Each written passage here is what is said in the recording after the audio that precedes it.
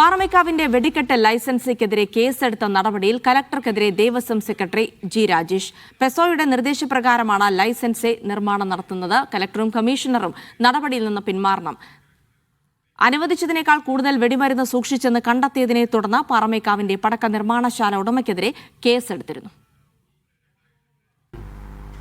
ഞങ്ങളുടെ ലൈസൻസിനെ ഓവർ കൂടുതൽ സാമഗ്രികളുള്ള കാരണം അയാളുടെ ഗോഡൗൺ സീൽ ചെയ്യുകയും അയാളുടെ പേരിൽ പോലീസ് കേസെടുക്കുകയും ചെയ്തിട്ടുണ്ട്. പക്ഷെ അത് തീർത്തും തെറ്റായൊരു നടപടിയാണ്.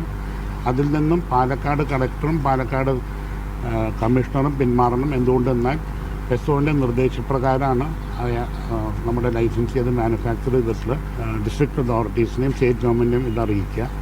അവർ വേണ്ട നടപടി എടുത്തില്ലെങ്കിൽ പിന്നെയാണല്ലോ നെക്സ്റ്റ് സ്റ്റെപ്പായിട്ട് ലീഗലായിട്ടും. അവിടെ ഞാൻ മനസ്സിലാക്കിയത് ഇത് 1000-1500 കിലോ കണ്ടു എന്നുള്ള പറഞ്ഞിട്ടാണ് സീസ് ചെയ്തിട്ടുള്ളത്.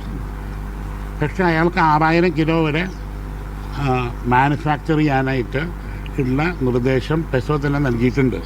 അങ്ങനെ കഴിഞ്ഞ 10 കൊല്ലമായിട്ടും ഇങ്ങനെ തന്നെയാണ് നടക്കാറ്. കഴിഞ്ഞ കൊല്ലം പാലക്കാട് ഇതേ സ്പോട്ടിൽ നിന്നും പോലീസിൻ്റെയും റവന്യൂവിൻ്റെയും എസ്കോർട്ട് കൂടിയിട്ടാണ് ഈ ഫയർ വർക്ക്സ് വരാറ്.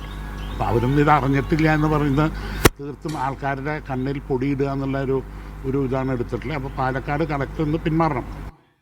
യെസ്, നടരാജ് പരശുരാം വിവരങ്ങൾ നൽകും.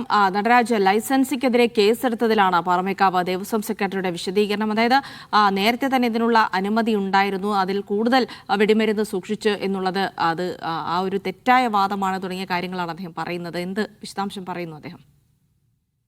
ജിൽസി, ഇന്നലെയാണ് പാലക്കാട് കൊല്ലംകോട്ടിൽ പാറമേക്കാവിന് വേണ്ടി വെടിമരുന്ന് തയ്യാറാക്കുന്ന സ്ഥലത്ത് ജില്ലാ ഭരണകൂടം ചില നടപടികൾ എടുത്തത്. വെടിമരുന്നും മറ്റും സീസ് ചെയ്യുന്ന നടപടിയിലേക്കാണ് അത് പോയത്. പക്ഷെ മാധ്യമങ്ങളിൽ തങ്ങൾക്കെതിരെ കേസെടുത്തു എന്ന തരത്തിൽ വാർത്ത വന്നത് തെറ്റാണെന്നാണ് സെക്രട്ടറി വിശദീകരിക്കുന്നത്.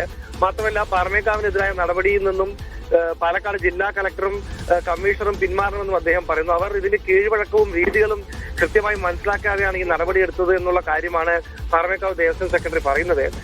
അതായത് പെസോയുടെ നിർദ്ദേശപ്രകാരമാണ് എല്ലാം ചെയ്തിട്ടുള്ളത്. അതായത് 6000 കിലോ വരെയുള്ള മരുന്ന് സൂക്ഷിക്കാനുള്ള അനുവാദം തങ്ങൾക്കുണ്ട്.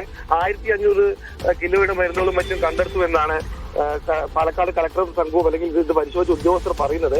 6000 വരെ സൂക്ഷിക്കാൻ അനുവാദമുള്ളപ്പോൾ 1500 കിലോ സൂക്ഷിച്ചു എന്നുള്ള ആരോപണം പറയുന്നതും അതിനെതിരെ നടപടിയെടുക്കുന്നതും ശരിയല്ല എന്നാണ് പാറമേക്കാവ് ദേവസ്വം സെക്രട്ടറി പറയുന്നത്. ഇക്കാര്യത്തിൽ പരിശോധന വേണ്ടവിധം നടത്തി വേണം നടപടിയെടുക്കാമെന്ന് അദ്ദേഹം പറയുന്നു. ഒപ്പം സാധാരണ ഇത്തരം സംഭവങ്ങളിൽ തങ്ങൾക്ക് എക്സ്കോർട്ട് വരാറുള്ളത് ഉദ്യോഗസ്ഥരാണ്, അവർക്ക് പോലും ഇതറിയാം. ആ ഒരു സാഹചര്യത്തിൽ ഇതൊന്നും അറിയാത്ത ആൾക്കാരല്ല പാലക്കാട് കളക്ടറും കമ്മീഷണറും എന്നും ഇക്കാര്യം മനസ്സിലാക്കണമെന്നുമാണ് പാറമേക്കാവ് ദേവസ്വം സെക്രട്ടറി വ്യക്തമാക്കുന്നത്.